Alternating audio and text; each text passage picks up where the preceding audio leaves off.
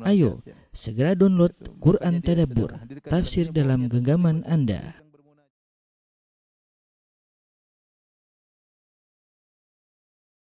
Bismillahirrahmanirrahim. Assalamualaikum warahmatullahi wabarakatuh. Alhamdulillahi ala ihsanih wa syukru lahu ala taufiqihi wa amtinanih. Wa asyhadu an la ilaha illallah wahdahu la syarika lahu ta'ziman li sya'nih. Wa asyhadu anna Muhammadan abduhu wa rasuluhu da'ila ridwanih.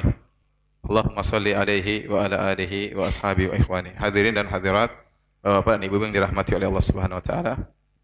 Alhamdulillah, puji dan syukur kita panjatkan kepada Allah atas segala karunia yang Allah berikan kepada kita. Salawat dan salam semoga tercurahkan selalu kepada junjungan kita Nabi Muhammad sallallahu alaihi wasallam dan juga kepada keluarganya serta seluruh sahabat beliau tanpa terkecuali. Pada kesempatan kali ini kita akan mengangkat topik tentang bagaimana metode-metode yang dicontohkan oleh Rasulullah sallallahu alaihi wasallam tatkala menghadapi problematika kehidupan rumah tangga. Kita tahu bahwasanya namanya kehidupan rumah tangga pasti ada problematika ya. Apalagi yang hadir di hadapan saya rasa rata-rata sudah berumah tangga. Yang masih jomblo kita doakan saja ya. Karena mereka kondisinya sangat menyedihkan. Semua tentu ingin ya bermimpi memiliki kehidupan rumah tangga yang selalu nyaman, penuh dengan tawa dan canda tanpa ada problematika, tapi itu suatu perkara yang hampir-hampir mustahil. Memang ada sebagian contoh ya. Tapi itu sangat langka kehidupan rumah tangga tanpa problematika. Di antara asar atau kisah yang menakjubkan adalah perkataan Imam Ahmad bin Hanbal rahimahullahu taala. Beliau berkata, aqamat indi ummu salihin 20 sanah wa lam yakhtalif ana wa hiya fi kalimatin wahidah. Ganti. Dua. Kata Al-Imam Ahmad rahimahullahu taala, Ummu Saleh berkeluarga denganku selama 20 tahun. Tidak pernah aku berselisih dengan dia dalam satu kata pun. Dan ini perkara yang menakjubkan. Bagaimana seorang hidup dengan istrinya 20 tahun tidak pernah bertengkar. Ya. Saya sendiri pernah umrah dengan salah seorang ikhwan dari Bekasi. Cuma saya begitu tidak catat namanya dan saya tidak catat juga nomor teleponnya. Ya. Ngobrol lah, kita ngobrol. Kemudian dia bilang, alhamdulillah Ustaz, saya baru hijrah. Mungkin 2-3 tahun ini baru ngerti pengajian. Subhanallah Ustaz, setelah saya ikut pengajian, saya tidak pernah lagi ribut sama istri saya. Padahal sebelumnya kami sering ribut. Setelah ikut pengajian, saya tidak pernah lagi ribut sama istri saya. Sampai kadang-kadang saya kangen, pengen ribut kembali. Ya. Namun itu langka ya, langka dan hampir-hampir tidak ada ya. Kita tahu kenyataan kita dalam rumah tangga pasti ada hal yang tidak cocok sekali, 2 kali, dan itu biasa ya. Oleh karenanya Allah Subhanahu wa taala mentakdirkan Rasul kita Nabi Muhammad SAW berumah tangga, bahkan Nabi memiliki kekhususan boleh beristri lebih daripada 4, bahkan istri Nabi 9 yang bersama beliau ketika beliau meninggal dunia, 9 istri beliau. Ya, dan ternyata ada permasalahan rumah tangga dalam kehidupan Nabi sallallahu alaihi wasallam. Allah takdirkan demikian agar kita bisa mencontohi Nabi sallallahu alaihi wasallam bagaimana tatkala beliau menghadapi konflik kehidupan rumah tangga. Dan kebanyakan masalah rumah tangga yang terjadi dalam kehidupan Nabi sallallahu alaihi wasallam beserta istri-istrinya, permasalahan utamanya karena kecemburuan. Apalagi Nabi berpoligami. Ya, kita tahu potensi konflik tatkala berpoligami lebih besar daripada kita yang tidak berani berpoligami. Potensi konflik dalam rumah tangga kita harusnya lebih sedikit dibandingkan orang yang mereka hidup dalam poligami. Dan ini semakin menguatkan bahwasanya agama Islam adalah agama yang sempurna. Makanya Allah Subhanahu wa taala tatkala Nabi haji terakhir, Hajjatul Wada, haji perpisahan, tatkala Padang Arafah turunlah firman Allah, "Al-yauma akmaltu lakum dinakum." Pada hari ini aku sempurnakan bagi kalian agama kalian. Sehingga semua permasalahan yang kita hadapi dalam kehidupan dunia ini ada solusinya. Bahkan sampai-sampai bagaimana berumah tangga yang baik, dan bahkan lebih daripada itu bagaimana menghadapi konflik rumah tangga. Yang ini tidak kita dapatkan dalam agama-agama yang lain. Ya, tidak akan kita dapatkan dalam agama-agama yang lain. Ya. Kita mau menelaah agama manapun tidak akan ada pembahasan seperti ini. Yang ada hanya cuma dalam agama Islam. Ya. Meskipun problematika rumah tangga muncul, tetapi kita harus tahu kalau kuantitasnya cuma sesekali, 2 kali, sebulan sekali mungkin ada ribut sedikit, sebulan 2 kali, ya itu masih perkara yang biasa dan itu sedikit dan itu wajar. Tetapi kalau tiap hari pasti ribut, berarti sudah enggak wajar. Berarti rumah tangga kita tidak sehat. Berarti kita sedang dalam penderitaan. Kita menderita, istri kita menderita. Tapi kalau dalam setahun ada ngomel sedikit, ya biasalah. Ya kita sudah terlatih ya. Kita ngomel, dia juga ngomel. Ya kalau sebulan sekali wajar. Apalagi setahun cuma 2 kali, apalagi ya. Tapi kalau dia tiap hari, seminggu 2 kali, seminggu 3 kali, berarti ada yang enggak beres. Harus segera kita perbaiki daripada kita hidup terus dalam kondisi penuh penderitaan. Kita ingin mendapatkan kebahagiaan di dunia sebelum di akhirat. Kita ingin mewujudkan perkataan sebagian orang, baiti jannati, rumahku adalah surgaku. Kita ingin kalau kita keluar rumah, kita segera rindu ingin ketemu istri, ingin berkumpul dengan anak dan istri, kita merasakan ketentraman dalam rumah tangga kita.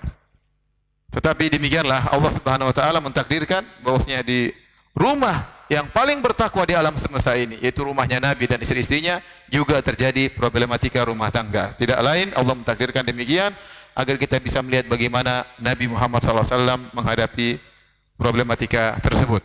Tentunya ya Nabi berumah tangga dengan istrinya dalam waktu yang sangat lama, 13 tahun ya. Ya, ada yang lebih daripada itu.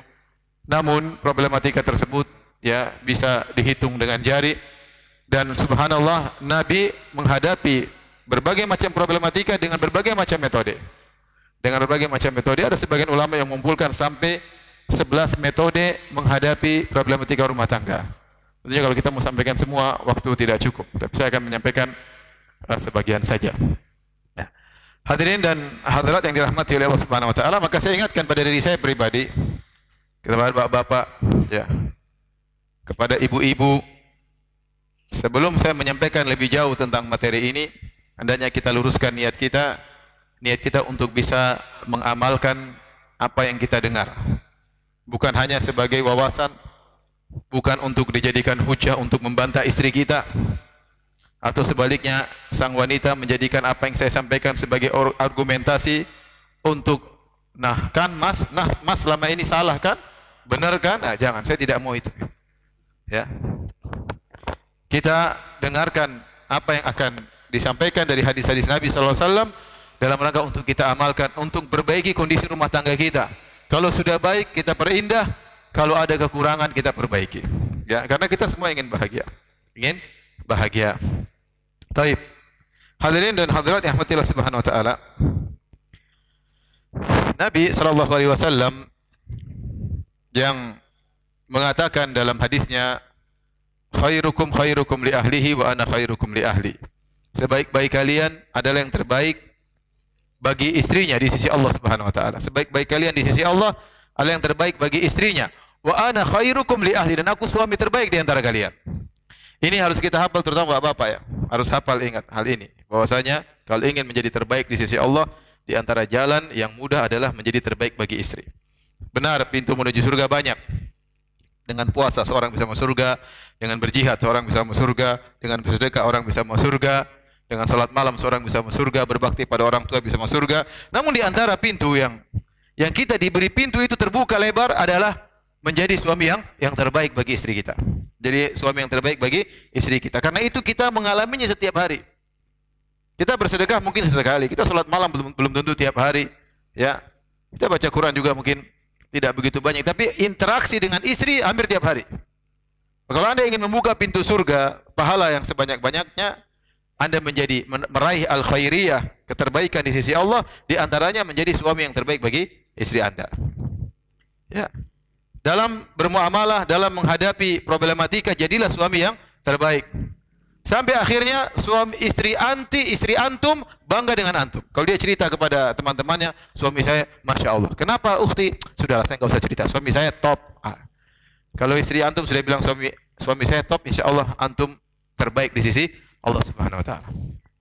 Tapi kalau istri antum kemana-mana curhat, suami anak Masya Allah. Kenapa? Amit-amit. Ini repot kalau begitu.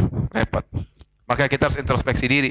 Karena saya lihat fenomena terjadi, seorang laki sama temannya murah senyum, mudah maafkan, traktir sana, traktir sini, membuang-buang waktunya untuk ngobrol sama teman-temannya, tapi sama istrinya luar biasa, sok sibuk, ya, sok jaim, ya, sok bersok-sokan dia kumpulkan di hadapan istrinya.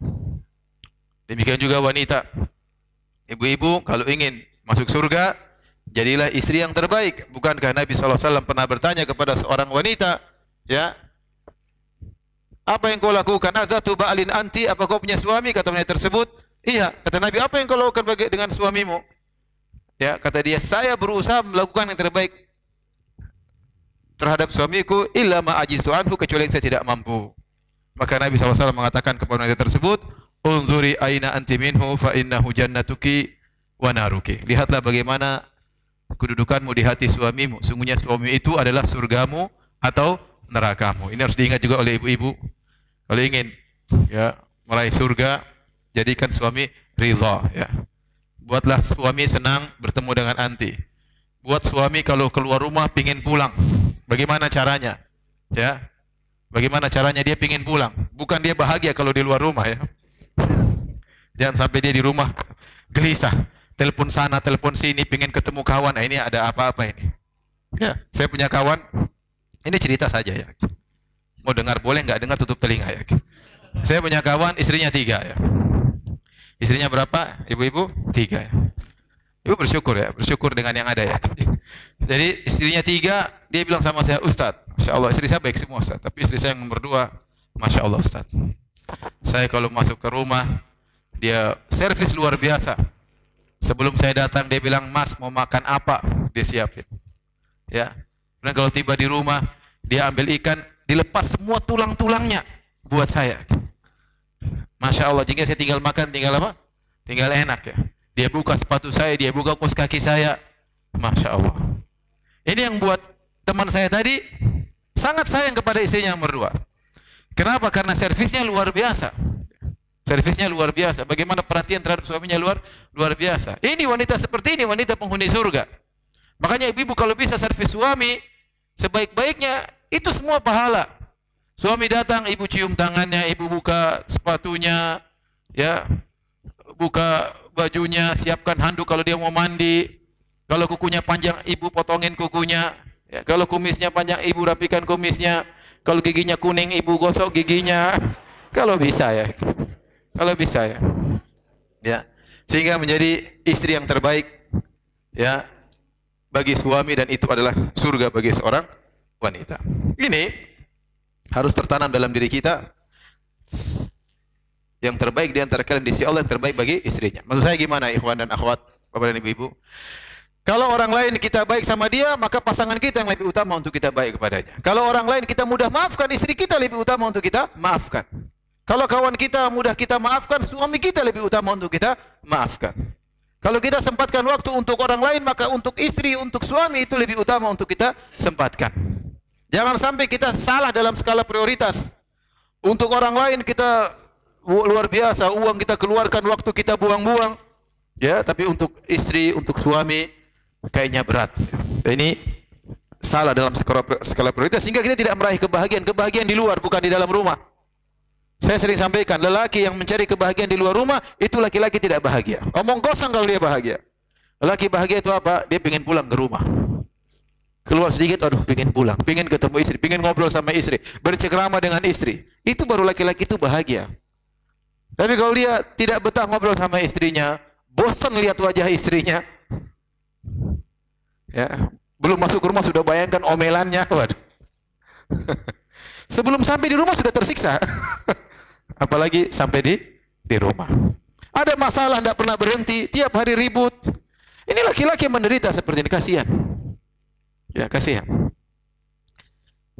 Ini harus kita tanamkan dalam diri kita, karena kita menjalani kehidupan rumah tangga ini bukan sekedar kegiatan duniawi. Di balik sikap kita terhadap istri kita, istri terhadap suami, di balik itu ada semua pahala dan dosa. Kalau kita mensikapi istri kita dengan niat yang benar, maka semuanya bernilai pahala. Antum kira antum senyum sama istri enggak dapat pahala? Dapat pahala. Kalau senyum sama orang dapat pahala, apalagi senyum sama istri. Mana anak ya? Sisihkan waktu ngobrol sama istri ya. Maka ini harus kita patrikan dalam hati kita agar benar-benar tertanam bahwasanya pasangan kita adalah orang yang paling utama untuk kita berbuat baik kepadanya. Baik. Kita akan masuk dalam bagaimana metode-metode Nabi dalam menghadapi problematika rumah tangga. Hadirin hadirat yang Allah Subhanahu wa taala, ya, saya langsung masuk pada metode Nabi SAW. Karena kalau kita membahas bagaimana Nabi baiknya, ini pembahasan terlalu panjang.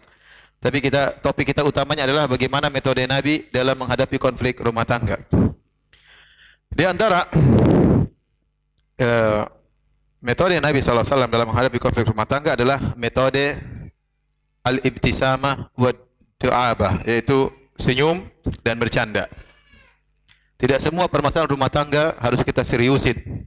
Terkadang kita candain, terkadang kita senyum, selesai permasalahan. Kita lihat tingkat level permasalahan tersebut. Ada permasalahan yang levelnya sangat rendah, tidak perlu kita seriusin. Kita senyum, mau suami kita ngomel-ngomel kita senyum, istri kita ngomel-ngomel kita senyum, selesai permasalahan. Ya. Contoh dalam satu hadis. Aisyah radhiyallahu anha, jadi sebelum saya sampaikan hadis-hadis ini, kebanyakan hadis-hadis tentang konflik rumah tangga yang meriwayatkan oleh Aisyah radhiyallahu anha. Ya, seakan-akan Aisyah banyak masalah. Ya. Tapi jangan kita suudzon sama Aisyah. Aisyah adalah istri yang paling dicintai oleh Nabi sallallahu alaihi wasallam. Waktu Amr bin As bertanya, "Ya Rasulullah, man ahabbun nasi ilaik?"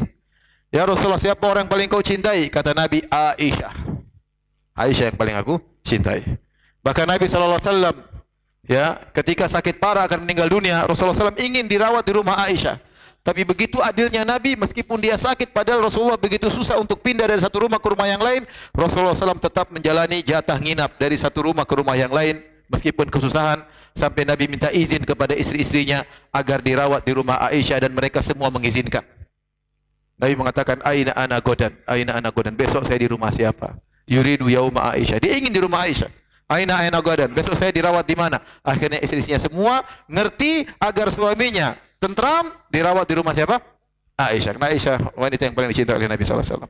Bahkan kecintaan Nabi kepada Aisyah diketahui oleh seluruh para sahabat. Makanya para sahabat kalau ingin kasih hadiah sama Nabi, mereka nunggu Nabi di rumah Aisyah dulu.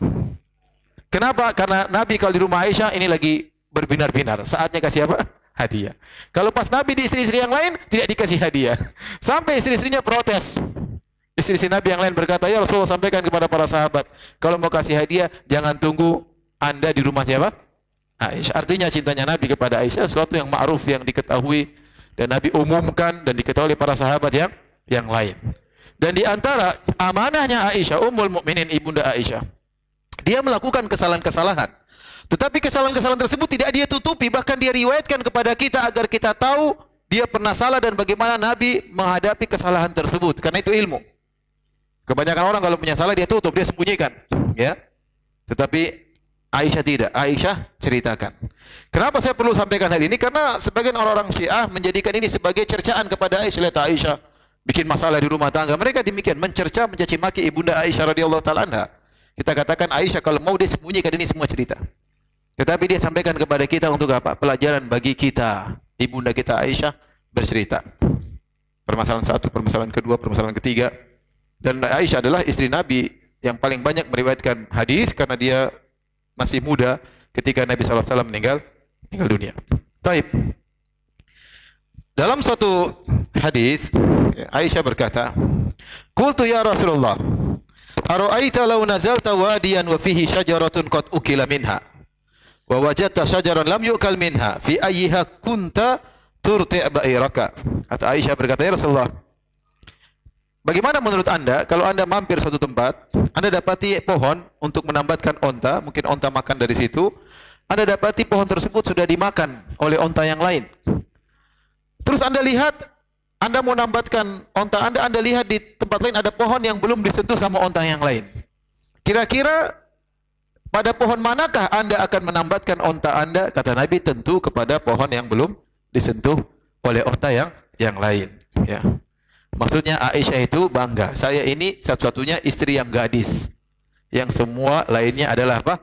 Janda. Sudah pernah disentuh oleh lelaki lain. Saya yang grace. Ya, satu-satunya gadis yang dinikahi oleh Nabi cuma siapa? Aisyah. Yang lain semua janda. Dalam sebagian riwayat seperti diriwayatkan oleh Ibnu Sa'ad dalam Tabaqat Al-Kubra, ya. Kenapa Aisyah bertanya dengan pertanyaan tersebut? Jadi ceritanya begini. Kata Aisyah, dakhala alayya yauman Rasulullah sallallahu alaihi wasallam. Satu hari Rasulullah datang kepadaku. Fakultu aina kunta mundzul yaum. Ya Rasulullah, dari mana engkau dari tadi kok enggak pulang-pulang? Ya. Rupanya Nabi mampir di rumah siapa? Ummu Salamah. Dan biasa cemburu. Jadi kalau dalam aturan poligami, kalau seorang punya istri lebih dari satu, maka yang jadi patokan nginap adalah di malam hari. Di malam hari. Adapun siang suaminya ke sana ke sini terserah. Karena di malam itulah tempat ngobrol, tempat berbincang-bincang, tempat istirahat, ya. Adalah di malam hari. Maka terkadang Nabi di siang hari mungkin dia pergi ke tempat yang lain, ke istri yang lain karena ada urusan misalnya, tapi dia nginapnya harus di wanita yang memang jatah nginapnya. Ini bapak-bapak harus tahu ya, meskipun tidak akan mempraktekannya. Tapi sekedar ilmu ya. Maka suatu hari mungkin Nabi jatah nginapnya di rumah Aisyah, tapi dia pulang terlambat. Ya, mungkin maka Aisyah bertanya, Aina kunti mundzul yaum? Dari mana? Aina kunta mundzul yaum? Dari mana engkau wahai Rasulullah SAW? Maka Nabi tahu, Nabi mengatakan, Ya Humaira, kuntu inda Ummi Salamah. Wahai Humaira, ini panggilan pada Aisyah. Humaira artinya dari Al-Hamra, artinya merah. Artinya wahai Aisyah yang sangat putih kulitnya sampai nampak rona-rona merah di pipinya. Jadi Nabi memanggil Aisyah dengan panggilan menunjukkan cintanya kepada Aisyah. Dia tidak memanggil ya Aisyah, tapi dia panggil ya Humaira, gelar. Karena saking putihnya siapa? Aisyah. Jadi ini sunnah bagi kita bapak-bapak. Kalau kita panggil istri kita, panggillah dengan panggilan sayang.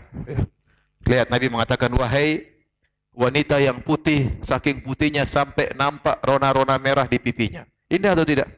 Indah. Kita juga demikian. Kita misalnya panggil istri kita, wahai cintaku, wahai sayangku, atau kita bilang, wahai istriku yang terurai rambutnya, wahai istriku yang mancung hidungnya. Ingat, hidungnya bukan jidatnya ya. Jangan salah ngomong ya. Bukan mbok ya, ndut, jangan itu. Kita panggil sembarangan, tidak ada. Kadang-kadang subhanallah ya. Kadang-kadang kita dengar orang panggil suami dengan namanya langsung, suami panggil istri dengan namanya langsung, boleh, tidak apa-apa. Cuma kalau bisa kita ikuti sunnah Nabi SAW, manggil istri dengan kata-kata pilihan ya. Kalau di HP tulislah cintaku, paham? Cintaku nomor 1, cintaku nomor 2. Ya tulis gitu, jadi sayangku, cintaku ya, dan lain-lainnya. Jadi kita terbiasa memanggil istri kita dengan kata-kata yang menunjukkan kita sayang sama dia, dan itu dipraktekkan oleh Nabi Shallallahu Alaihi Wasallam, dan perempuan suka demikian. Taib. Maka Nabi berkata, ya Humaira, kuntu inda Ummi Salamah. Saya tadi di rumah Ummu Salamah. Maka Aisyah cemburu. Aisyah berkata, ma tashba' min Ummi Salamah? Kau belum kenyang-kenyang juga dari Ummu Salamah? Belum puas dengan Ummu Salamah? Masih terus di sana? Nabi tidak jawab. Apa kata Aisyah? Fatabassama. Nabi cuma tersenyum. Ini enggak perlu dijawab. Apa ini jawab? Emang kenapa? Kalau ditanya, kenapa? Emang nanti tahu saya ngapain di rumah istri satunya? Saya lagi enggak usah. Senyum aja. Dia cemburu. Dia cemburu. Bagaimana kita mau marah kepada seorang wanita yang marah dengan kita karena dia saking cinta kepada kita? Apa yang buat Aisyah marah atau mengucapkan kata-kata tersebut kepada Nabi? Karena cemburu. Berarti dia cinta kepada siapa? Nabi sallallahu alaihi wasallam. Maka ini perkataan yang harus kita pikirkan. Terkadang istri kita berbuat salah kepada kita karena cinta sama kita. Sehingga begitu cinta dia sama kita, dia melakukan perbuatan yang salah. Tidak lain karena cinta kepada kita. Bagaimana kita menghukum dia? Dia salah karena cinta kepada kita. Maka kita hadapi dengan tenang. Dia bukan selingkuh, dia bukan ngawur, bukan matre, bukan. Dia berbuat kesalahan karena cinta kepada kita. Maka kita harus bijak dalam menghadapinya. Maka waktu Nabi ditanya, kau tidak kenyang-kenyang juga, tidak bosan di rumah Ummu Salamah? Maka Nabi hanya tersenyum. Kemudian Aisyah berkata, timbullah pertanyaan tadi, ya Rasulullah, bagaimana menurut engkau kalau kau mampir suatu tempat, ada pohon yang sudah dimakan dan ada pohon yang belum dimakan, kemana kau tambatkan ontamu? Kata Nabi, tentu kepada pohon yang belum disentuh oleh onta yang lain. Maka Aisyah berkata, kalau begitu, fa ana lastu ka ahadin min nisaika. Aku ini tidak seperti istri-istrimu yang lain, ya Rasulullah. Kullu imra'atin min nisa'ika kanat inda rajulin ghairi. Ya, inda rajulin ghairuka ya. Sungguhnya semua istri-istrimu sebelumnya pernah sama lelaki lain selain engkau. Kecuali aku, ghairi, kecuali saya tidak pernah sama laki-laki yang lain. Jadi Aisyah berhujah lagi. Apa jawaban Nabi SAW? Fatabassama. Nabi cuma tersenyum. Sudah selesai urusan. Jadi ini contoh. Tidak semua permasalahan kita hadapi dengan perkataan. Terkadang cukup dengan tersenyum, permasalahan apa sudah selesai. Baik. Ini salah satu metode yang diajarkan oleh Nabi SAW. Metode yang kedua adalah uslub at-taghadhi, yaitu uslub metode cuek. Enggak usah digubris. Metode enggak usah digubris ya. Ya. Jadi ini untuk menentukan metode mana yang harus kita lakukan, kita harus lihat level kesalahan. Ini butuh kecerdasan seorang lelaki. Ya. Lelaki jangan bahlul di rumahnya ya. Dia harus cerdas. Ini masalah ini enggak perlu dibahas. Ya, jangan bawa baper. Kalau perempuan baper terus, itu sifat perempuan. Kita laki-laki enggak usah baper. Kita lihat ini masalah dengan senyum selesai, perlu dijawab atau tidak, perlu dibantah atau tidak, dicuekin atau tidak, perlu ketegasan. Ini yang harus kita sebagai lelaki kita harus pandai menghadapi ini semua. Di antara metode yang diajarkan Nabi tatkala ada permasalahan adalah dengan taghadhi, itu enggak usah digubris. Di antaranya contohnya dari Anas bin Malik radhiyallahu taala anhu, beliau berkata, "Kana lin Nabi sallallahu alaihi wasallam tis'u niswa." Nabi memiliki 9 orang istri. Fa kana idza qasama bainahunna la yantahi ila al-mar'ati al-ula illa fi tisa'. Fa kunna yajtami'na kulla lailatin fi baiti allati ya'tiha. Nabi ya membagi jatah nginapnya tidak selesai kecuali hari ke-9 karena setiap malam istri pertama, besoknya istri kedua, terus sampai istri ke-9. Dan demikian Nabi SAW ya selalu adil dalam membagi jatah nginap ya. Ini perlu kita ingat, Nabi berpoligami dan saya sering sampaikan potensi konflik dalam rumah tangga tatkala ada poligami lebih besar daripada potensi kehidupan rumah tangga kita yang tidak berani poligami ya. Oleh karena saya bilang sama ibu-ibu, bersyukur kepada Allah. Ya, ibu-ibu tidak tahu betapa susahnya seorang wanita jika dipoligami. Ya. Saya sampaikan bahwasanya ujian yang mungkin paling berat bagi seorang wanita dalam kehidupannya adalah tatkala dia dipoligami di mana dia statusnya sebagai istri yang pertama. Mungkin dia bisa bersabar tatkala hidup susah dengan suaminya. Mungkin dia bisa bersabar kalau dia harus merantau jauh meninggalkan kedua orang tuanya demi menemani apa? Suaminya, ya. Tetapi tatkala dia dipoligami, betapa banyak wanita tidak sabar. Maka saya katakan wanita yang dipoligami dan dia sabar, wanita yang hebat. Wanita yang hebat. Namun wanita seperti itu sangat langka. Maka ibu-ibu yang suaminya tidak mempoligami, ibu-ibu hendaknya banyak bersyukur kepada Allah Subhanahu wa taala, ya. Jangan bikin masalah di rumah tangga. Jangan membuat suaminya berpikir mau kawin lagi. Ya. Ini apa benar-benar syukuri apa yang Allah berikan kepada ibu-ibu. Subhanallah, saya menghadapi banyak kasus poligami, ya. Rata-rata yang datang menangis. Istri menangis, suami menangis. Terkadang sebagian mereka berujung dengan perceraian. Terkadang istri yang kedua yang dicerai, terkadang istri pertama yang dicerai. Berat, tidak gampang. Saya ketemu dengan kawan saya, dia poligami, dia bilang, Ustadz, kalau mau poligami harus punya tabungan sabar banyak sekali. Siap dibagi-bagi. Sabar istri pertama, ketemu istri kedua, sabar lagi. Istri ketiga, sabar lagi. Banyak sedekah sabar. Tapi kalau nggak punya tabungan sabar mampus di tengah jalan. Ada sebagian orang, masya Allah, semangat poligami, setelah itu hidupnya murung terus. Oleh karenanya, para hadirin yang sukses, alhamdulillah, yang tidak sukses juga apa? Banyak. Tapi maksud saya, kita sudah hidup rumah tangga, ya. Kebetulan ibu-ibu tidak dipoligami, yang dipoligami juga ada yang bahagia masing-masing. Tapi maksud saya, yang tidak dipoligami, dia bersyukur kepada Allah Subhanahu Wa Taala, ya, karena potensi konflik lebih kecil. Potensi konflik lebih kecil. Beda dengan orang yang hidup berpoligami, potensi konfliknya besar. Di sini Anas menyatakan Rasulullah SAW istrinya 9 dan dia selalu membagi jatah nginapnya. Jadi kalau sudah 9 hari baru ulang lagi dari pertama.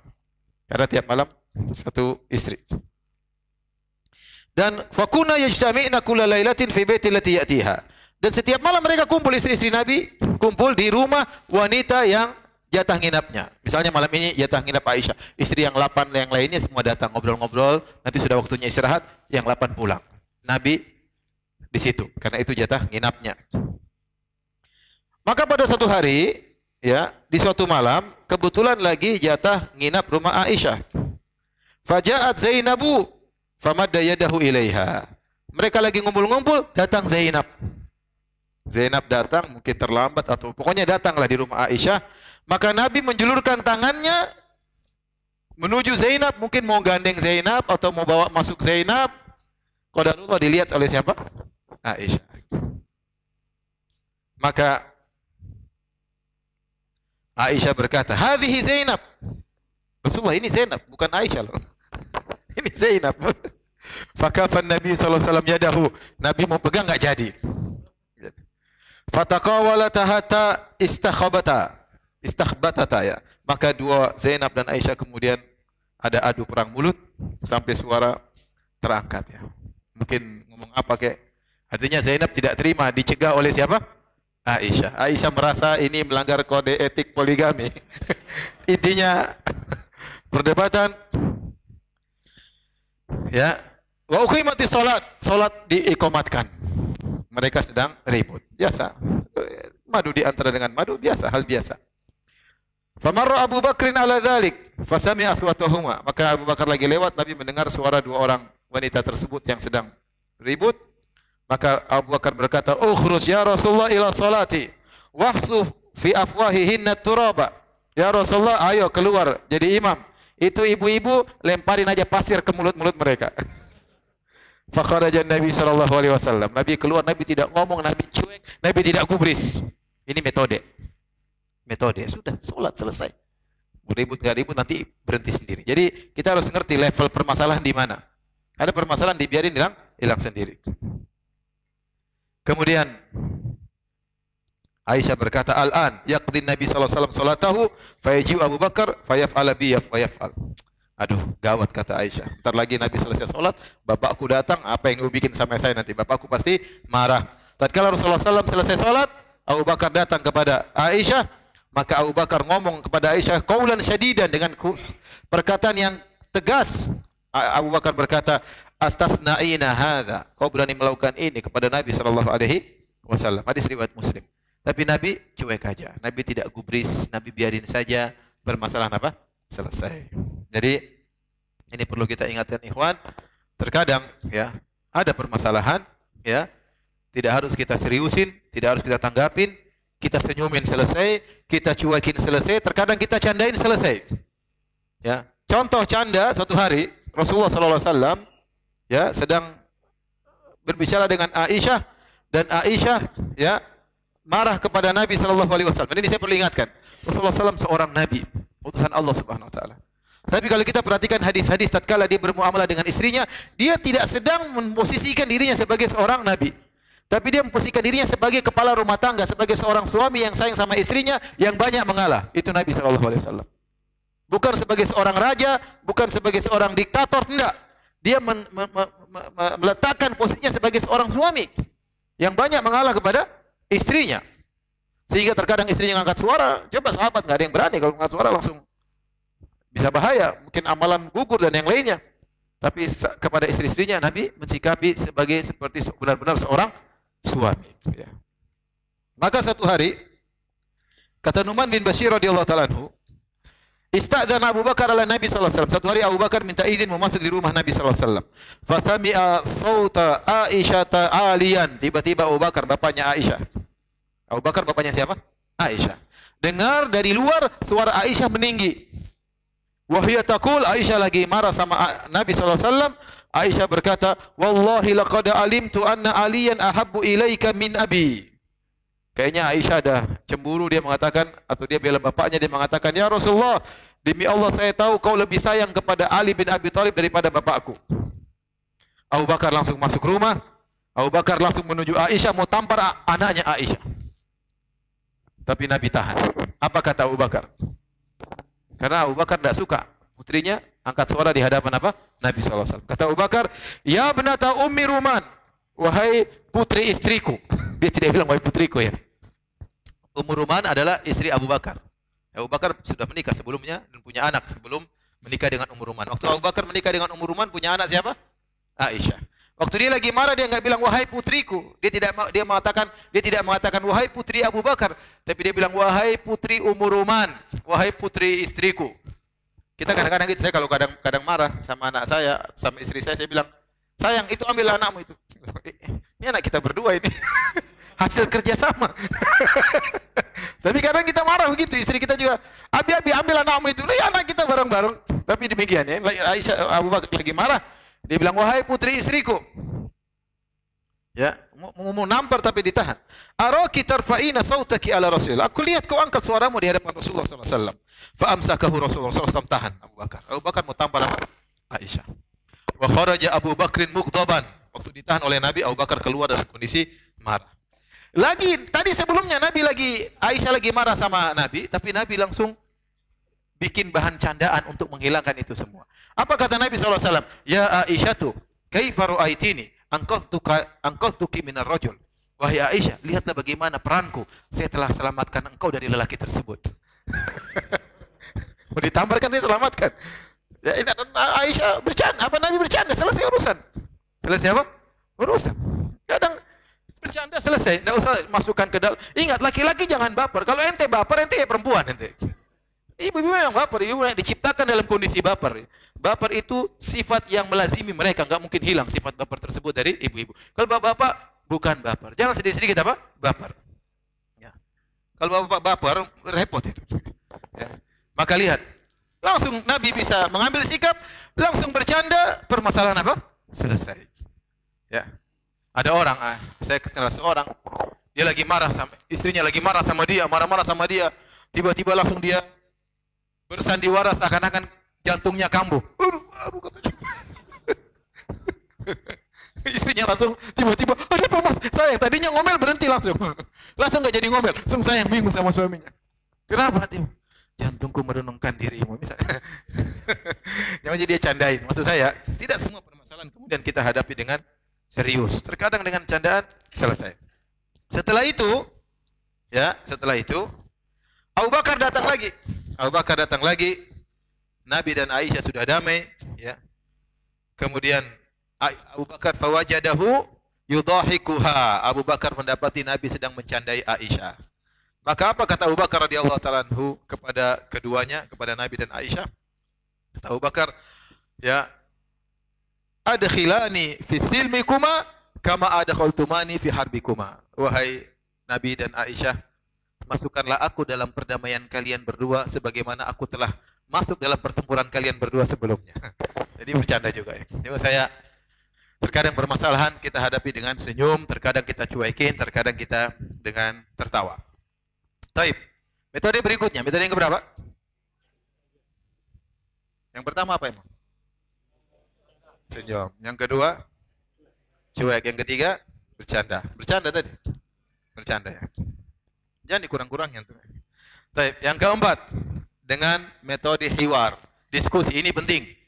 Ada permasalahan tidak bisa kita cuekin. Tidak bisa kita anggap enteng. Kita harus selesaikan dengan diskusi agar istri paham dan kita juga paham. Dan ini pernah Rasulullah SAW juga lakukan. Ya. Rasulullah diskusi dengan Safiyah bintu Huyai bin Akhtab. Kita tahu Safiyah seorang wanita Yahudiyah An-Nadhiriyah, dari kabilah Bani Nadhir. Bapaknya Huyai bin Akhtab ya adalah tokoh Yahudi. Tapi bapaknya ini banyak bikin masalah. Pernah ingin membunuh Nabi SAW, menyuruh sebagian orang melemparkan batu kepada Nabi SAW. Akhirnya datang wahyu dari langit, akhirnya Bani Nadhir terusir. Setelah mereka terusir, dia tidak putus asa. Kemudian dia memprovokasi orang-orang Quraisy bersama orang-orang Badui, bersama orang-orang Yahudi yang lainnya untuk menyerang Madinah, sehingga terjadi namanya perang Khandaq. Terjadi perang Khandaq. Jadi selalu bikin masalah.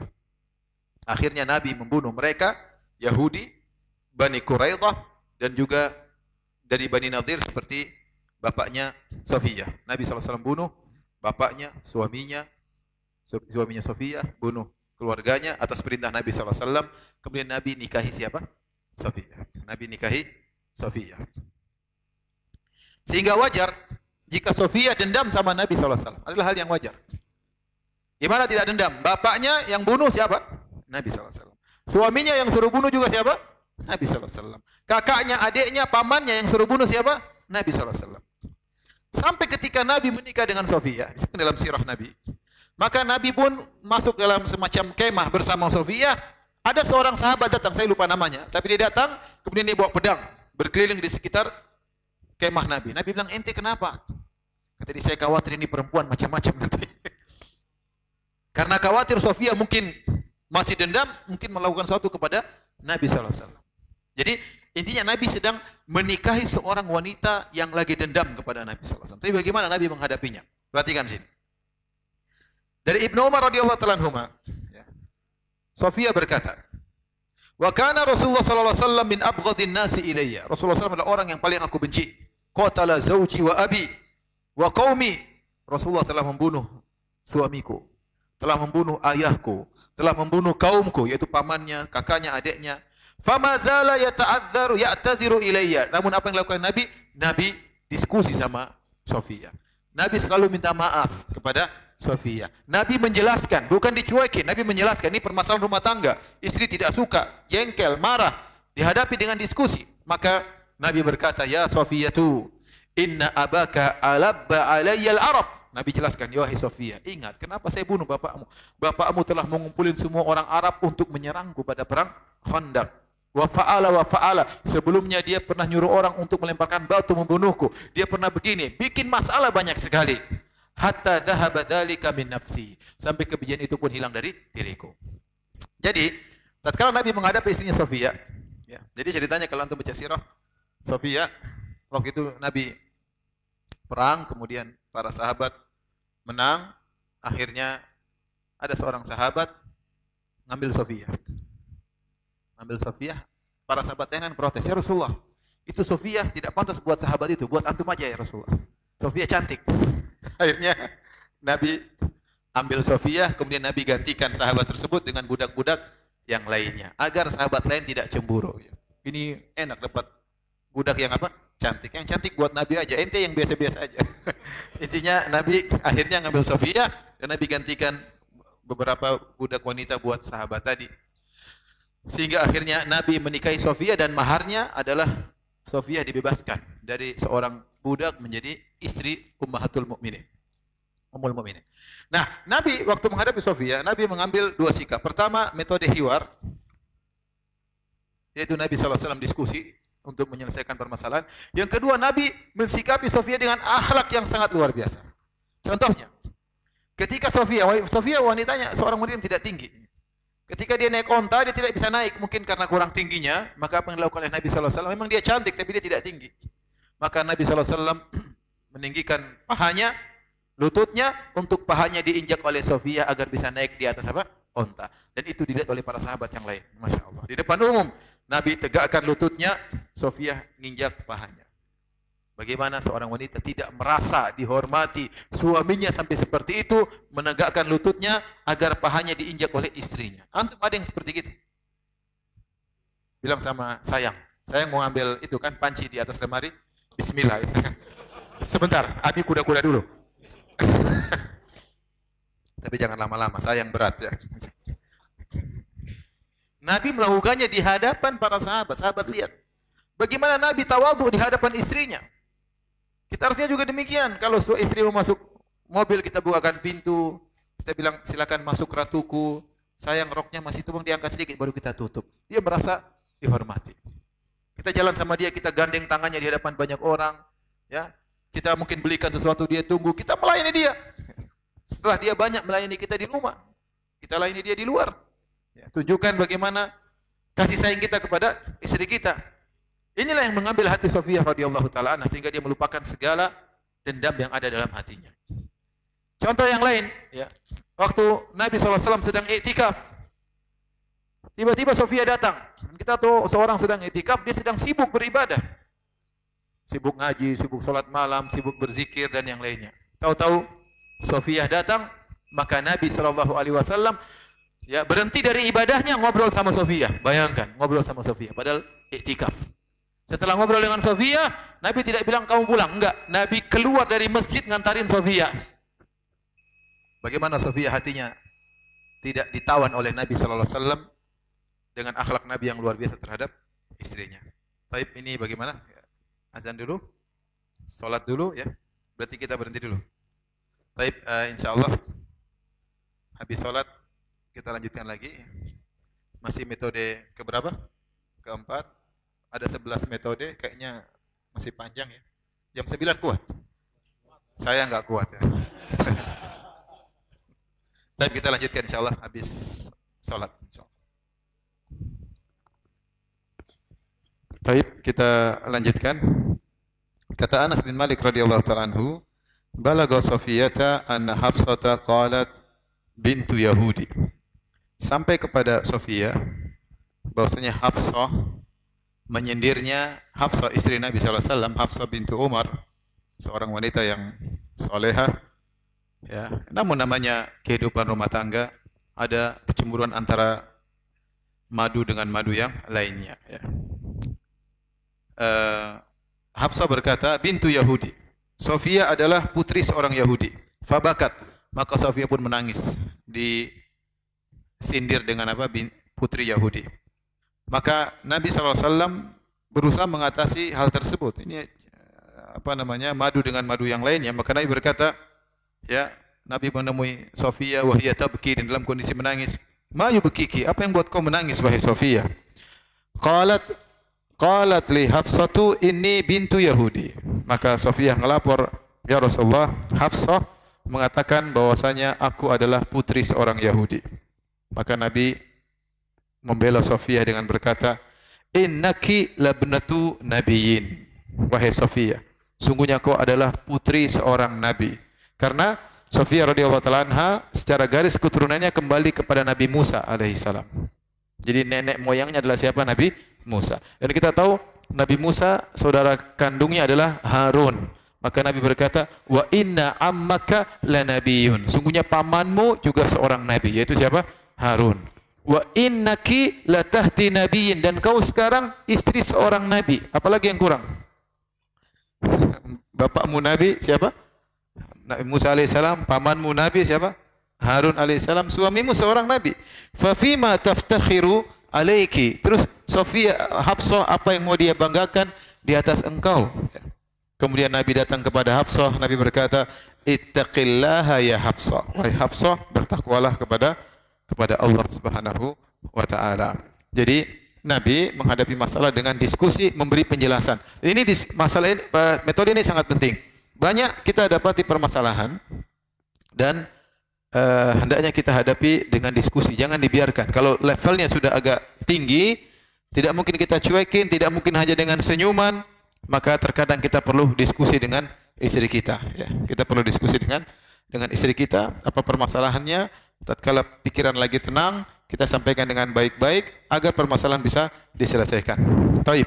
Ini metode masih sangat banyak, ya, tetapi saya loncat saja ya, karena waktunya sudah mau habis. Taib. Secara umum, ikhwan dan akhwat yang dirahmati Allah Subhanahu wa taala, kalau istri kita melakukan kesalahan, maka kita tempuh dengan 3 metode. Pertama, mau'izah, beri nasihat. Yang kedua, menghajar, memboikot. Yang ketiga, memukul dengan pukulan yang tidak membuat bekas. Kata Nabi SAW, "Fassalihatu qanitatun hafizatun lil ghaibi bima hafizallah. Wallati takhafuna nushuzahunna fa'idhuhunna wahjuruhunna fil madaji' wadribuhun. Fa in ata'nakum fala tabghu alaihinna sabila innallaha kana 'aliyan kabira." Kata Allah, dan para wanita yang kalian takut pembangkangannya keluar dari jalan yang lurus, fa'idhuhunna, maka nasihati mereka. Kalau sudah nasihati, wahjuruhunna, nasihat tidak mempan, maka boikotlah di tempat tidur. Tidak mempan lagi, maka pukullah mereka dengan pukulan yang tidak memberi bekas. Kalau mereka taat, maka jangan cari gara-gara lain lagi. Sudah taat, selesai, kembali lagi dengan seperti semula. Hati-hatilah, innallaha kana 'aliyan kabira, sungguhnya Allah Maha tinggi dan Allah Maha besar. Jangan sampai kalau istri sudah baik, kalian zalim terhadap istri. Intinya, ini 3 metode yang Allah ajarkan kepada kita. Yang pertama, kalau ada istri bermasalah, fa'idhuhunna, nasihati. Seperti tadi Nabi SAW, ya Hafsah, ittaqillah. Wahai Hafsah, bertakwalah kepada Allah. Nabi datang ke Hafsah, nasihati Hafsah. Ya. Ketika Aisyah radhiyallahu ta'ala anha cemburu kepada Sofia, Nabi sebut tentang Sofia, maka Aisyah berkata, "Innaha hasbuki min Sofia, innaha qasirah." Cukuplah engkau ya Rasulullah daripada Sofia. Sofia pendek. Kesalahan. Aisyah cerita sama kita, Aisyah pernah ngomong demikian, maka Nabi marah, Nabi nasihati. Kata Nabi SAW, "Laqad qulti kalimatan, law muzijat mima'il bahr lamazajathu." Wahai Aisyah, sungguh kau telah mengucapkan satu kalimat yang sangat kotor, kalau dicampur dengan lautan akan merubah lautan tersebut. Ya, karena tatkala terjadi kecemburuan, Aisyah sudah bablas sehingga menggibahi siapa? Sofia. Maka saat itu Rasulullah harus menegur. Maka nasihat itu penting. Rasulullah menasihati. Nah, kita kalau istri kita punya salah, sama kalau suami salah, maka istri nasihati suami, suami nasihati istri. Tapi ada adab-adab yang harus kita perhatikan tatkala kita menasihati. Yang pertama, ingat, kita nasihati istri kita supaya dia menjadi baik. Bukan kita dalam rangka membuat sakit hati dia. Bukan kita dalam rangka membalaskan dendam kita, ya. Tapi kita ingin dia baik, maka tatkala niat kita agar dia baik, kita nasihati dengan baik. Karena kita menasihati dia menjalankan perintah Allah, fa'idhuhunna, berilah nasihat kepada mereka. Ingat, semua perbuatan yang kita lakukan karena Allah berkah insyaallah. Jadi waktu antum menasihati istri, niat karena Allah, saya nasihati dia karena Allah, perintah Allah, Allah yang suruh. Bukan kita ingin ngabisi dia, kamu yang salah, kamu gini-gini nih, 1 A B C D sampai Z kita sebutin semuanya. Bukan itu tujuan kita. Tujuan kita agar dia berubah menjadi baik. Oleh karenanya kalau kita ingin dia baik, jangan nasihati dia di depan umum. Jangan nasihati di depan teman-temannya. Ya, karena kalau kita marah di depan teman-temannya, dia sangat hancur hatinya. Selama ini suaminya yang dia bangga-banggakan, ternyata ngomeli dia di depan teman-temannya. Bayangkan kalau suami istri ribut di hadapan banyak orang. Ya, saya pernah lihat sendiri, suami istri ribut, kemudian dia lempar istrinya pakai aqua. Masya Allah. Bagaimana kalau istrinya tangkap kemudian dibalas, kan bahaya. Tapi itu perkara yang memalukan, semua orang lihat. Ya, jangan gitu. Kita ini mau istri kita mau baik. Ya. Kita bukan mau ribut, mau perang, enggak. Kita ingin istri kita baik. Maka kita nasihati dengan cara yang lembut. Terus berusaha kita tidak nasihati tatkala sedang marah. Karena kalau kita sedang marah, susah kita menyusun kata-kata, tujuan kita bisa hilang. Kita akhirnya dikuasai oleh setan, inginnya kita hanya sekedar melampiaskan. Tunggu, tenang dulu. Tenang, dia ngomel-ngomel, kita ngomel-ngomel, tenang dulu, sudah pikiran dingin, baru kita ngobrol sama dia. Sampaikan kepada dia dengan nasihat yang baik. Kemudian jangan kita ribut sama istri kita di hadapan anak-anak. Kasihan anak-anak, anak punya hak ya untuk tidak melihat kedua orang tuanya bertengkar. Anak-anak membanggakan bapaknya, lihat papa saya, lihat mama saya. Ternyata dia lihat papanya ngamuk-ngamuk sama mamanya. Maka bagaimana hatinya tidak hancur? Kita merusak psikologi anak-anak kita. Demikian juga dia bangga sama papanya. Tahu-tahu dia lihat ibunya pegang kera bapaknya begini. Masya Allah. Dan itu terjadi. Sampai ada kasus saya hadapi, seorang wanita, ya, dia kurang ajar sama suaminya. Ternyata setelah diselidiki, ibunya juga dulu begitu. Dia terbiasa melihat ibunya kasar sama bapaknya, sehingga dia kasar sama suaminya sebagai suatu hal yang biasa. Kenapa? Dia pelajari akhlak dari ibunya. Maka kita kalau lagi marah, jangan di depan anak-anak. Usahakan anak tetap bangga sama kita, sama bapaknya, sama ibunya. Maka jangan kemudian kita ribut-ribut di hadapan anak kita. Jadi nasihati dengan cara yang baik, tujuan kita agar dia menjadi baik. Maka pilih kata-kata yang baik, tatkala sedang tenang, kalau perlu kita belikan hadiah, terus kita belikan emas. Mami, kemarin mami itu salah, sini jarinya, Masya Allah. Insya Allah dia dengar ya. Kalau belum dengar lagi, mami kemarin salah. Kalau ya kita berusaha cari hati apa. Sudahlah, kalau istri kita baik kan kita yang bahagia. Ya, kita ini saya sampai ada beberapa orang ribut datang ke rumah bolak-balik. Saya bilang kamu ini kalian berdua ini niatnya mau hidup tenang apa mau hidup ribut? Ini hidup masih panjang, ente tiap hari begini menderita. Sudah pikir gimana caranya supaya bisa baik? Mau menang-menangan, dia yang salah. Sampai kapan mau begitu? Istri harus ngaku salah, suami harus ngaku salah. Istrinya bilang suamiku yang salah, suaminya bilang istriku yang salah. Masa ribut? Ente ini bukan solusi. Terus kalau istri salah terus kenapa? Kalau suami salah terus kenapa? Apakah selesai masalah? Enggak juga. Dendam. Mulai cari-cari masalah yang lalu dan yang lainnya. Kita ingin istri kita jadi lebih baik, ingin suami kita lebih baik, maka diskusi dengan cara yang baik, nasihati dengan cara yang baik. Kata Allah, wahjuruhun. Kalau ternyata istri tidak baik juga, maka boikot. Fil madhaji, boikot di tempat tidur. Caranya bagaimana? Kata para ulama, kalau istrinya lagi tidur sama suaminya, istrinya menghadap ke utara, suaminya menghadap ke barat. Jangan lihat dia. Kalau istrinya kepalanya di utara, suaminya pantatnya yang di utara. Seperti itu. Jadi diboikot. Istrinya sudah rapi-rapi berhias, datang melayani suaminya, suaminya cuek. Itu buat istri sakit hati. Berharap agar dia sadar. Tetapi terus terang metode ini di zaman sekarang tidak bermanfaat. Ya, apalagi kalau seorang suami istrinya cuma satu ya. Dia gitu kan istrinya cuek aja. Emang gue pikirin. Akhirnya dia yang gelisah. Akhirnya dia yang diboikot sama istrinya. Tapi itu metode bermanfaat kalau seorang berpoligami. Pasti istrinya berubah. Tapi intinya, boikot berbagai macam metode. Di antaranya metodenya seperti demikian. Di antaranya tidak diajak ngomong, tidak dia dicuekin.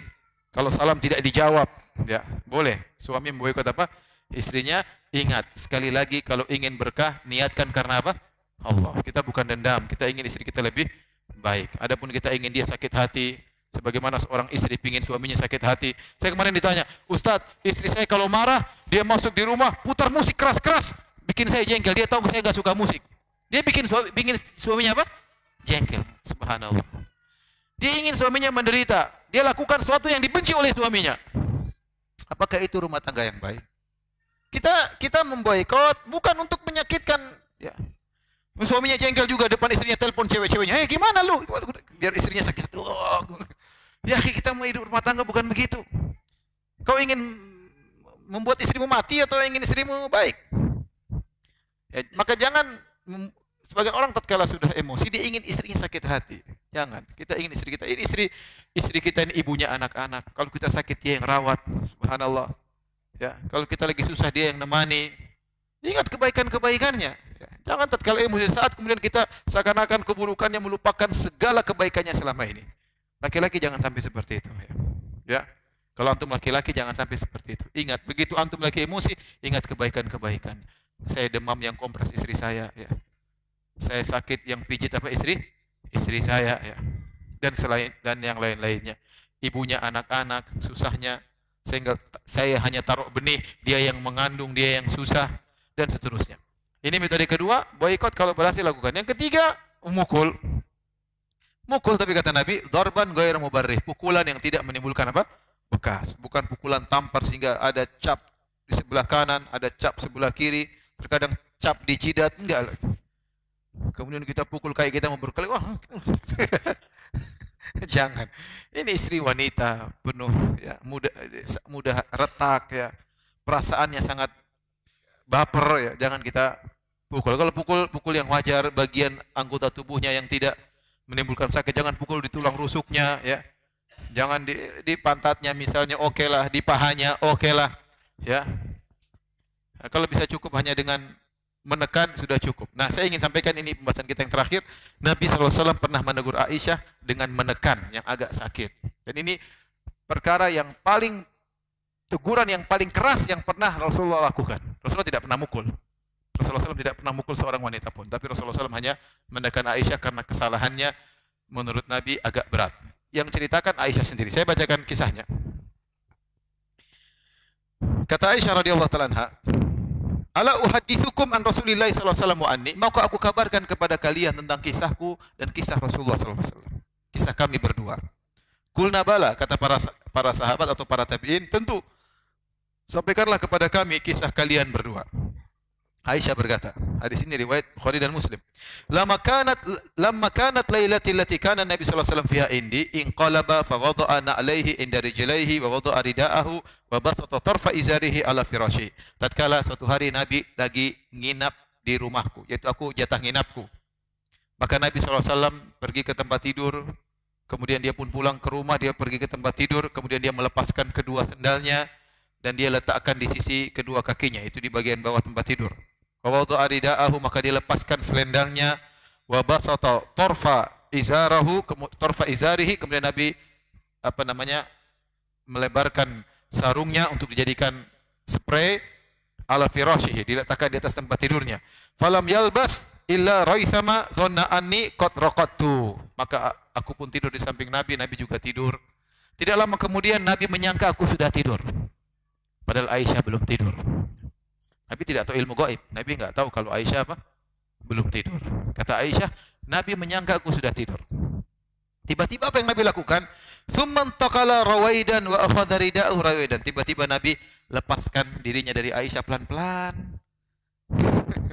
Kemudian Nabi ambil selendangnya pelan-pelan. Mencurigakan. Ngapain pelan-pelan semua? Bayangkan, ini semua yang dilakukan oleh Nabi sangat mencurigakan. Dan Aisyah selalu curiga, jangan-jangan dia pergi ke istri yang lain. Karena dalam hadis yang lain, Aisyah malam-malam, Aisyah bangun, dia cari suaminya. Kemana suamiku? Ternyata Nabi lagi apa? Sujud. Waduh. Kata Aisyah, saya kira dia pergi ke istri yang lain. Padahal lagi apa? Sujud salat. Intinya, kali ini gerakan Nabi sangat mencurigakan. Bayangkan, tidur, tiba-tiba mungkin Aisyah di tangannya, Nabi lepas pelan-pelan. Kemudian Nabi bangun pelan-pelan. Nabi ambil selendangnya pelan-pelan. Kemudian Nabi buka pintu pelan-pelan. Kemudian Nabi tutup pelan-pelan. Semuanya mencurigakan, bayangkan. Kemudian Nabi pergi. Waduh. Aisyah belum tidur. Kata Aisyah, waja'altu dir'i fi ra'si, saya segera ambil jilbabku, saya taruh di atas kepalaku, wa khtamartu, saya pakai cadarku, wa taqanna'tu izari wa talaqtu fi ithrihi. Fi athari, kemudian saya pun pakai baju, saya ikut Nabi kemana? Ternyata Nabi kemana? Bukan ke rumah istrinya, ke kuburan Baqi. Nabi kemana? Faja'al Baqi, Nabi datang kepada kuburan Baqi. Farafa yadai thalatha marrat, Nabi berdoa 3 kali, berdoa untuk kuburan Baqi. Kemudian Nabi turunkan, angkat lagi kedua tangan berdoa, turunkan, angkat lagi kedua tangan berdoa. Wa atalal qiyam, dan Nabi lama berdiri di kuburan Baqi. Tsumman harafa, kemudian Nabi balik. Fan haraftu, aku lihat Nabi balik, aku segera balik. Fa asra'a, Nabi jalan cepat, aku juga cepat. Waharwala, Nabi berlari-lari kecil, aku pun berlari-lari kecil. Akhirnya, sewaktu aku pun segera mendahului Nabi. Pada khaltu, aku langsung masuk ke rumah, langsung saya lepas semua, langsung saya tidur. Tiba-tiba Nabi masuk. Apa yang dilakukan Nabi? Nabi berkata, Malaki ya Aisyah, Hasyan Rabiyah, ada apa engkau wahai Aisyah? Kenapa napasmu terengah-engah? Kata Aisyah, la syai' ya Rasulullah. Enggak ada apa-apa ya Rasulullah. Rasulullah tidak tahu ilmu gaib. Rasulullah berkata, la tukhbiruni aw la yukhbirunni al-latiful khabir. Kabarkanlah kepadaku ada apa wahai Aisyah. Kalau kau tidak mau kabarkan, Allah yang kabarkan kepadaku. Akhirnya harus ngaku. Pasti ketahuan. Akhirnya Aisyah berkata, fa akhbartuhul khabar, aku pun cerita begini. Nabi kaget. Fa anta sawadul ladzi ra'aitu amami, kau tadi yang bayangan hitam depan saya. Ini kan bahaya, kirain orang penjahat, apalagi musim perang. Atau ada yang mau tikam Nabi, Nabi cepat, dia juga cepat, tapi ternyata istrinya. Nabi tidak tahu kalau itu Aisyah. Maka Nabi, ini yang jadi patokan. Naam. Falahadani lahdatan fi sadri wa auja'ani. Ya, maka fi sadri auja'atni, maka Nabi pun menempelkan badannya ke dada Aisyah dan membuat Aisyah sakit. Ini satu-satunya sikap keras Nabi kepada siapa? Aisyah. Dia tidak pukul, cuma ditekan karena kesalahannya parah. Perempuan keluar di tengah malam, ya. Ini semua karena kecemburuan, ya. Khawatir musuh, kalau Nabi serang apa bisa ada yang panah dan macam-macam, maka Nabi menekan dada Aisyah dengan keras. Kemudian Nabi berkata, kata Aisyah, kata Nabi, "Adzananti an yahifallahu alayki wa rasuluhu?" Wahai Aisyah, kau sangka suamimu akan menzalim, berbuat zalim kepadamu? Ya. Kemudian Aisyah berkata, "Mahma yaktumin nas faqad alimahullah." Betapapun orang berusaha menyembunyikan, pasti Allah Maha tahu. Maka saatnya Nabi jelaskan. Naam, sungguhnya tadi Jibril datang kepadaku tatkala kau lihat aku tadi pergi pelan-pelan. Walam yakun yadkhulu alayki, walam yakun yadkhul alayki wa qad wada'ti thiyabaki. Wahai Aisyah, tadi Jibril mau masuk kepadaku, tapi kau telah melepaskan bajumu. Jibril hormat sama Aisyah, sehingga Jibril cuma dari luar panggil Nabi sallallahu alaihi wasallam. Fanadani, maka Jibril pun manggil aku. Fa akhfa minki fa ajabtuhu, dan Jibril pun diam-diam, kau tidak tahu, maka aku pun penuhi panggilan Jibril. Fa akhfaitu minki, saya pun sembunyikan pelan-pelan. Kenapa? Wa dhanantu annaki qad raqati, saya tadi kira kau sudah tidur. Fakaritu an ukidhaki, saya khawatir kau bangun, saya tidak mau bangunkan. Karena kau sudah apa? Tidur. Jadi Nabi pelan-pelan tadi karena sayang sama Aisyah. Jangan sampai dia apa? Terbangun. Wa khasyitu an tastawhishi, aku khawatir kalau aku pergi kau sendirian, kau jadi gelisah, khawatir. Jadi biarin tidur aja. Maka Jibril berkata, "Inna rabbaka ya'muruka an ta'ti ahlal baqi fatastaghfir lahum." Sungguhnya Allah memerintahkan engkau untuk pergi ke Baqi dan mohon doa untuk agar Allah mengampuni mereka. Jadi ternyata Nabi pelan-pelan tadi untuk siapa? Aisyah. Jadi perhatikan Bapak dan Ibu rahmatillah subhanahu wa ta'ala. Kita hidup dalam rumah tangga, jangan dibangun di atas kecurigaan. Ya. Kalau suami ada apa, tanya dulu. Jangan kita langsung apa? Curiga, ini anu. Enggak. Kemarin saya punya teman punya kasus. Dia cerita sama saya. Ustaz, saya ini kan bisnis Ustaz. Teman saya bisnis, terkadang saya tidak langsung dengan kawan bisnis saya, tapi dengan anak buahnya, dengan sekretarisnya, terkadang sekretarisnya perempuan. Ya, terkadang saya tawar-tawar barang, kita lewat WA, dia bilang oke, terjadi transaksi. Suatu hari saya tawar-tawaran barang sama sekretaris teman saya. Maka saya kirim barang besi yang lainnya, dia jual besi. Jual besi. Kemudian saya biasanya hapus ya, khawatir istri saya baca dan yang lainnya. Suatu hari saya kirim besi, kemudian belum dijawab, saya hapus semua chattingan. Ternyata itu cewek atau sekretaris jawab, "I love it." Saya suka dengan barang itu. Musibah. Saya lupa hapus, kata dia. Yang tertulis, "I love it." Masya Allah. Akhirnya saya tidur ngobrol sama istri, malam-malam bercanda. Pagi-pagi istri ngamuk, ada apa? Saya bingung. Apa salah saya? Saya bingung. Ternyata istri saya buka-buka apa? HP saya. Akhirnya dia baca yang tidak pantas dia baca. Akhirnya dia curiga macam-macam ribut dan yang lainnya. Oleh karenanya, ya, hidup di atas dalam rumah tangga jangan dibangun dari kecurigaan. Sebagian wanita terlalu berlebihan, ya. Suaminya dicurigai terus. Kalau suaminya pulang kecepatan, "Loh Mas, kenapa pulang cepat-cepat Mas?" "Loh saya ini kangen sama kamu." "Loh, ada apa?" Kalau pulang terlambat, "Mas, kenapa terlambat Mas?" Semuanya dicurigai. Kalau pulang tepat waktu, "Tumben Mas." terus hidup penuh dengan apa? Kecurigaan. Terus gimana mau hidup rumah tangga seperti itu? Kita saling percaya. Ada curiga kita ngomongkan, jangan kita bikin analisa sendiri. Kita sudah capek salah beranalisa dalam perpolitikan dunia ini. Jangan dalam politik rumah tangga kita juga salah beranalisa. Yang rugi kita sendiri. Maka dalam masalah kita hadapi dengan baik. Jangan hidup di atas kecurigaan. Tapi sebenarnya masih banyak, tapi ini saja yang bisa saya sampaikan pada kesempatan kali ini. Semoga menjadi sebagian contoh bagaimana metode Nabi dalam menghadapi problematika rumah tangga. Jika ada problematika yang kita hadapi, jangan kita menganggap istri kita enggak solehah atau suami kita tidak soleh. Toh ini pun terjadi dalam kehidupan rumah tangga Nabi sallallahu alaihi wasallam, tinggal bagaimana kita menghadapinya. Wallahu taala alam bisawab. Pertanyaan, ini pertanyaan pertama berat banget ya. Ustadz, apakah Ustadz berpoligami mengikuti Rasulullah SAW? Saya mencontohi Nabi ketika Nabi nikah sama Khadijah. 25 tahun Nabi tidak poligami. Saya mengikuti sunnah Nabi SAW. Kapan Nabi poligami? Setelah Khadijah meninggal apa? Dunia. Sekarang saya ikuti Nabi SAW.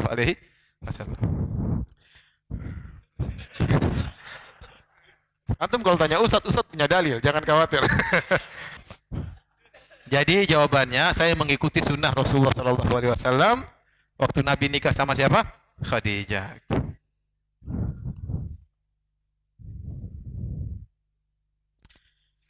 Ustadz, ibu ana ingin menikah dengan seorang yang tidak baik agamanya. Apa yang harus ana lakukan, Ustadz, membiarkannya atau melarangnya? Nasihati ya. Kita tidak bisa melarang ya. Kita nggak tahu kebutuhan ibu kita ya. Dia mungkin punya teman, dia ingin juga punya, ya tidak ada yang sempurna, tapi nasihati. Nasihati bahwasanya syariat menyuruh kita mencari pasangan yang baik ya. Fadfar bidzatid din taribat yadak. Berusaha cari orang pasangan yang memiliki agama, kalau tidak kau akan apa? Rugi. Dan yang lainnya nasihati. Kalaupun ternyata ibu ngayal untuk menikah, ya sudah. Nasihati ibu untuk bisa mengajak suaminya kepada kebaikan. Ya, tapi kalau kita melarang saya rasa tidak pantas. Yang bisa kita kasih apa? Masukan.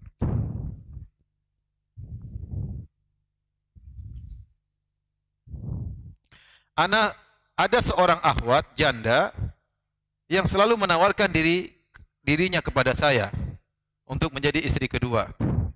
Namun istri saya tidak setuju dan minta cerai. Kalau istri setuju pasti anti nggak tanya sama saya ini. Dan istri saya minta cerai, padahal saya ingin. Tapi saya sayang kepada istri pertama. Bagaimana sikap saya? Antum ya nasihati istri baik-baik ya, nasihati istri baik-baik ya. Saya nggak bisa jawab secara begini ya, masalah pribadi masing-masing. Kondisi laki-laki beda, kondisi jandanya bagaimana, kondisi istrinya bagaimana. Namun secara umum, kalaupun terjadi poligami maka jangan sembunyi-sembunyi, harus dari awal jelas, terang-terangan sebagaimana para sahabat mereka berpoligami tidak sembunyi-sembunyi. Ya, kita harus gentle hadapi kondisi. Tetapi nasihati istri. Kalau istri belum berterima, terus nasihati dia sampai dia lega atau paling tidak dia bisa turun emosinya dan yang lainnya. Kalaupun kita sudah terjadi poligami, nasihati istri kedua, bosnya kau harus banyak-banyak ngalah. Saya pernah ditelepon sama seorang wanita, Ustadz, suami saya tidak adil Ustadz. Kamu gimana? Saya istri kedua Ustadz. Suami saya ke istri pertamanya terus. Sudah berapa lama nikah? 2 minggu Ustadz. Anti 2 minggu nuntut. Sabar, coba anti jadi istri pertama gimana rasanya? Oh iya Ustaz ya, iya benar. Maksud saya, ya posisikan bagaimana kalau kita jadi istri kita yang pertama. Tentu kita mungkin sedih, maka kita harus pandai banyak-banyak mengalah. Kalaupun terjadi poligami, banyak-banyak mengalah kepada istri yang pertama. Bukan akhirnya kita bilang, saya harus adil, bela istri kedua, cerai sudah sana. Dan itu tidak benar seperti itu. Lihatlah bagaimana Nabi Ibrahim alaihissalam, waktu dia menikah sama Hajar. Sampai Sarah marah-marah, Nabi Ibrahim tidak marah sama Sarah. Dia sabar menghadapi siapa? Sarah. Padahal Sarah berniat untuk mencelakakan Hajar. Kenapa? Nabi Ibrahim tahu alaihissalam Sarah di luar dari kontrolnya. Dia seorang yang soleha, tapi tatkala cemburu, kecemburuan menutup sebagian apa? Pikirannya. Lihat Aisyah radhiyallahu taala anha, waktu cemburu sampai mecahin piring di depan para sahabat. Nabi tidak marah kepada Aisyah, bahkan Nabi kasih uzur. Kata Nabi, "Qarat ummukum," ibunda kalian sedang cemburu. Jadi mau saya yang mau poligami benar-benar harus belajar dengan ilmu yang baik ya. Jangan sekedar apa? Semangat. Karena yang saya lihat lebih banyak yang gagal daripada yang berhasil ya. Semangat, ternyata modal tidak ada. Ternyata mental tidak ada. Jadi orang poligami bukan cuma sekedar modal duit, dia harus punya mental sebagai kepala keluarga ya. Dan dia harus banyak mengalah kepada istri yang pertama. Wallahu a'lam bishawab. Ustadz, memangnya boleh bergandengan tangan di depan umum? Kalau gandeng tangan biasa aja. Jangan peluk-pelukan, gandeng tangan bawa istri hal yang biasa. Ini kembali kepada urf. Yang tidak boleh kita bermasrah-masrahan yang menimbulkan syahwat orang lihat. Tidak boleh. Tapi kalau kita pegang tangan ke istri kita, saya rasa nggak ada masalah. Yang tidak boleh kalau kita peluk begini, ya itu orang semua lihat. Ya, tapi kalau kita pegang tangan istri kita nggak ada masalah. Emang ada masalah? Saya tanya sama, kalau kita pegang tangan istri kita ada masalah? Saya rasa nggak ada masalah. Ya. Hah? Oh yang jomblo bermasalah. Kapan saya bisa gandeng katanya. Ustadz, istrinya berapa? Sudah tahu ini, lihat masa nggak bisa tahu. Seperti saya ini ya istrinya 1 jelas.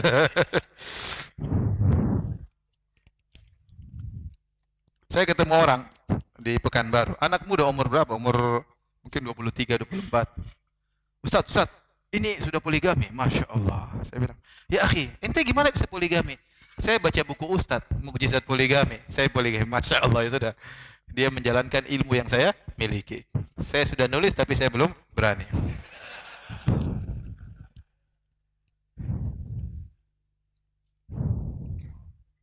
Bagaimana menyikapi istri kalau lagi bertengkar selalu bilang ingin pulang ke rumah orang tuanya? Bagaimana saya mau boikot kalau istri saya malah pulang?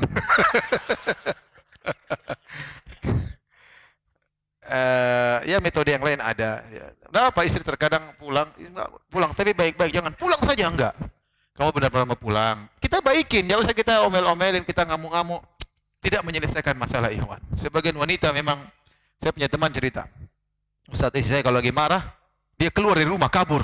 HP-nya dimatiin. Masya Allah. Gimana suami enggak gelisah? Ini istri saya kemana? Dia biasanya pergi ke mall yang mana? Bingung. Istrinya hilang, enggak tahu di mana. Kasihan suaminya. Istrinya bikin suaminya jengkel, bikin suaminya khawatir. Dan itu bukan cara yang benar. Ya kalau ada masalah jangan lari dari rumah. Hukumnya haram. Seorang wanita, bayangkan sudah dicerai pun kata Allah tidak boleh keluar dari rumah. Wala yakhrujna, ya, min buyut la yakhruj la tukhrijuhunna min buyutihinna wala yakhrujna. Jangan kalian suruh istri kalian keluar dari rumah kalian setelah kalian ceraikan, dan jangan juga istri kalian keluar dari rumahnya. Bayangkan wanita sudah dicerai saja dia tidak boleh keluar dari rumah suaminya, apalagi tidak dicerai. Tapi kalau istri kita misalnya pengen ke rumah orang tuanya, ingin menenangkan diri, tidak apa-apa, tapi kita baik-baik antar dia, kita yang antar, kita kasih bekal di rumah, nanti kita ketemu lagi, tidak apa-apa. Kalau kita mau larang juga hak kita. Intinya kita ngertilah bagaimana metode yang harus kita hadapi tatkala ada masalah dengan istri kita. Demikian saja para hadirin hadirat yang dirahmati Allah Subhanahu wa taala. Semoga pengajian kita diberkahi oleh Allah Subhanahu wa taala. Semoga menjadi pemberat timbangan kebajikan kita di akhirat kelak. Dan saya berterima kasih kepada DKM dan segala pihak yang membantu terjadinya acara ini. Semoga Allah memberikan pahala yang besar kepada mereka semua. Subhanakallah bihamdik asyhadu an la ilaha illa anta astaghfiruka wa atubu ilaik. Assalamualaikum warahmatullahi wabarakatuh.